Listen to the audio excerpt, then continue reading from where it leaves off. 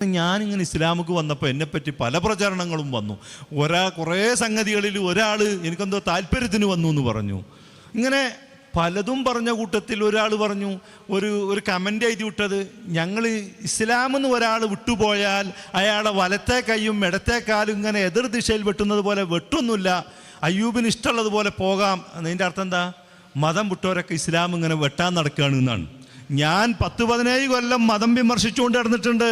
ഒരു മുസ്ലിങ്ങൾ എൻ്റെ മേത്തൊക്കെ ഒരു പുല്ല് പോലും എടുത്തിട്ട് എറിഞ്ഞിട്ടില്ല. ആ സ്ഥലത്താ പറയുന്നത് മുസ്ലിങ്ങൾ ഇങ്ങനെ മതം വിട്ടാൽ വെട്ടുമെന്നുള്ളത്. അല്ലെങ്കിൽ മുർത്തദ്ദിനെ മതം മാറി എന്നതിൻ്റെ പേരിൽ കൊല്ലാൻ ഇസ്ലാം പഠിപ്പിക്കുന്നില്ല. ഖുർആൻ പറയുന്നത് നോക്കൂ.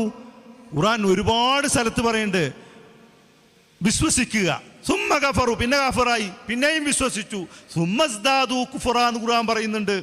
ആദ്യം വിശ്വസിച്ചു, ഇപ്പം എൻ്റെ കാര്യം തന്നെ എടുക്കും, ആദ്യം വിശ്വാസിയായി ജനിച്ചു, ഇസ്ലാം മതത്തിൽ തന്നെ പഠിച്ചു, ഇങ്ങനെ പിന്നെ ഓൻ കാഫറാകുന്നു, പിന്നെ അയാൾ വീണ്ടും മുസ്ലിം ആകുന്നു, വീണ്ടും കാഫറാകുന്നു. ആദ്യം മുസ്ലിമായ ഒരു മനുഷ്യൻ പിന്നെ കാഫറായപ്പോൾ തന്നെ തല വെട്ടിയ പിന്നെ മുസ്ലിമാകാനുള്ള തല ഉണ്ടാകുമോ? ആദ്യം തന്നെ തല വെട്ടിയല്ലോ. അപ്പോൾ മുർത്തദ്ദായാൽ തല വെട്ടാൻ ഇസ്ലാം പഠിപ്പിക്കുന്നില്ല. പിന്നെന്താണ്?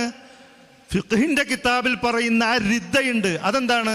രാജ്യദ്രോഹപരമായ കുറ്റം ചെയ്താൽ എല്ലാ രാജ്യത്തും എല്ലാ നിയമത്തിലും അതിന് ശിക്ഷയുണ്ട്. അത് രാജ്യദ്രോഹപരമായ കുറ്റം ചെയ്തിട്ടാണ്. മതം വിട്ടു എന്നതിൻ്റെ പേരിൽ ചിന്താപരമായ അയാൾക്കൊരു വ്യതിയാനം ഉണ്ടായതിൻ്റെ പേരിൽ അയാളെ പറഞ്ഞ് തിരുത്താണ് വേണ്ടത്.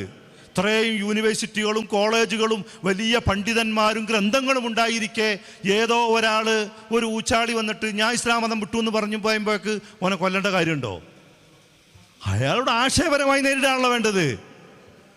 ആശയപരമായി നേരിടുന്ന ശൈലിയാണ് ഇസ്ലാമിക ലോകത്തുണ്ടായിട്ടുള്ളത്. നിങ്ങൾ നോക്കൂ, ഈ ഇസ്ലാമിക ചരിത്രം പഠിച്ചാൽ ഈ സിന്ദീഖുകൾ എല്ലാ കാലത്തുണ്ട്.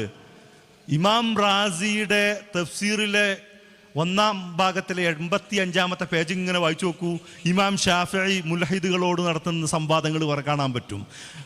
പിന്നെ ഇമാം അബൂ ഹനീഫത്തുൽ കൂഫി മുൽഹിദുകളോടുള്ള സംവാദം കാണാൻ പറ്റും. ഇമാം മാലിക് റളിയല്ലാഹു അൻഹു അവരോട് നടത്തിയ സംവാദങ്ങൾ കാണാൻ പറ്റും.